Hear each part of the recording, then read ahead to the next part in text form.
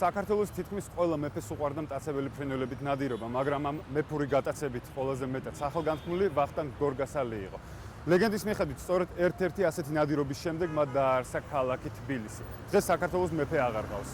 თბილისში შევარდენით ნადირობა ფაქტიურად შეუძლებელია. სამაგიეროდ საქართველოს სხვა რაიონებში დარჩა ხალხი, რომლებისთვისაც ბაზიერობა ერთ-ერთი მთავარი საქმიანობაა.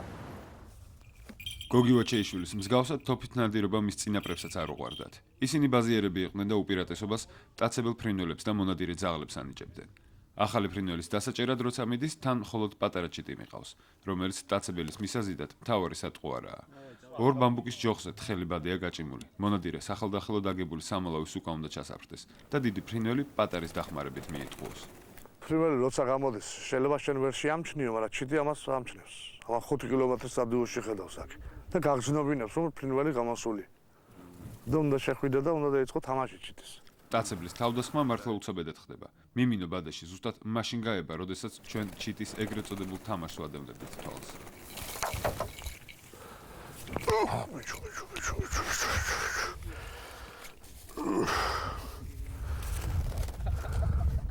მტაცებელ ფრინველებზე იმ დღეს მარტო ჩვენ არ ნადირობდით. დაბნელებამდე სოფლის ორღობებში სხვა ბაზიერებით გამოჩნდნენ. ყველა მათგანს მკლავზე მიმინო, ან ქორი ეჭდა. ძველი ტრადიციის მიხედვით ფრინველის მოჩვევა სწორედ ღამე ხდება. დაჭერილ ფრინველებს შორის ქორი ყველაზე დიდია, მაგრამ ეს იმას არ ნიშნავს, რომ ის მიმინოს ან შევარდენს სჯობს. მათ მოშინაურებასაც განსხვავებული მიდგომა სჭირდება. არ არსებობს ამის მომროე ფრინველი.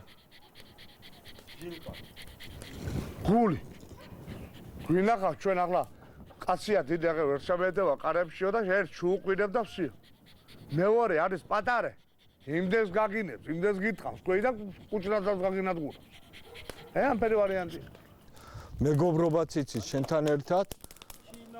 ძმაკაცობაც, გაბრაზებაც და სულ ყველაფერიც რა. ენასვალე წყებლის არ აქვს. დილას მონადირეებს ჩოხატაურის უხუცესი ბაზიერი ეწვია. მოეჯიქია ფრინველის დაგეშვას ყოველთვის ესწრება და რჩევებსაც იძლევა. ნადირობა ფრინველები, მტაცებ ფრინველები საინტერესო არის. საქმე გაქვს ცოცხალ არსებებთან მის აღზრდასა და მის დაგეშებაში, გამოწვრთნაში. აქ თელი ნიუანსებია. თოფი და ეს საბრძოლო იარაღებთანაა დაკავშირებული და მაინდა-მაინც არა ვარ მოტრიალებისა. პირველ რიგში ფრინველს ხელზე მოსვლას ასწავლიან. მიმინო და ქორი ამას ადვილად ითვისებენ. შევარდენს გასაწვრთნელად ბევრად დიდი დრო სჭირდება.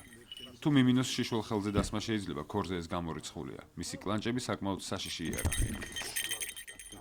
ქორის ერთადერთი უპირატესობა არის, როცა ქორი მსხვერპლს კლავს, აი ორი ბრჭყალი, ძირითადი ბრჭყალი, რომელიც ხმალად გამოიყენება, აქვს წინ და უკან. ესა მომაკვდინებელი ბრჭყალი. ითიც კლავს მსხვერპლს. პირველი დაგეშვის დროს მტაცებელს და მსხვერპლს გრძელი თოკით ერთმანეთზე აბამენ. სხვა შემთხვევაში ბაზიერმა შესაძლოა ორივე დაკარგოს, მაგალითად როგორც ამ შემთხვევაში.